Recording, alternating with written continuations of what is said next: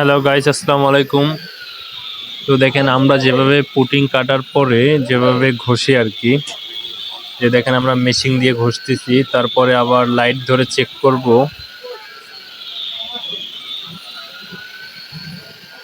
তো দেখতে থাকেন আমরা মেশিন দিয়ে কিভাবে ঘষতেছি,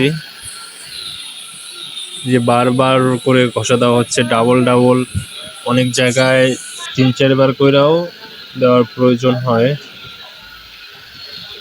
এবং মেশিন দিয়ে ঘষলে জায়গাটা খুব ভালোভাবে ফিনিশিং হয়।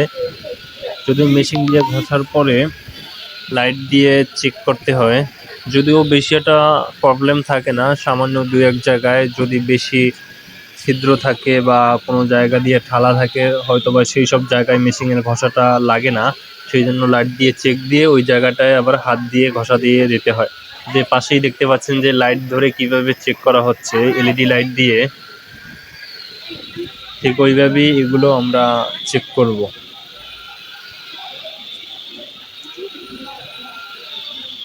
দেখতেই পাচ্ছেন যে প্রতিটা জায়গায় ডাবল ডাবল করে ঘষা দেওয়া হইতেছে। যদিও ভিডিওর শেষ মুহূর্তে আমার মোবাইলটি পড়ে যায়, তাই ভালো করে সম্পূর্ণ ভিডিওটি করা হয়নি। আর অবশ্যই ভিডিওটি লাইক, কমেন্ট এবং শেয়ার করে অন্যকে দেখার সুযোগ করে দেবেন।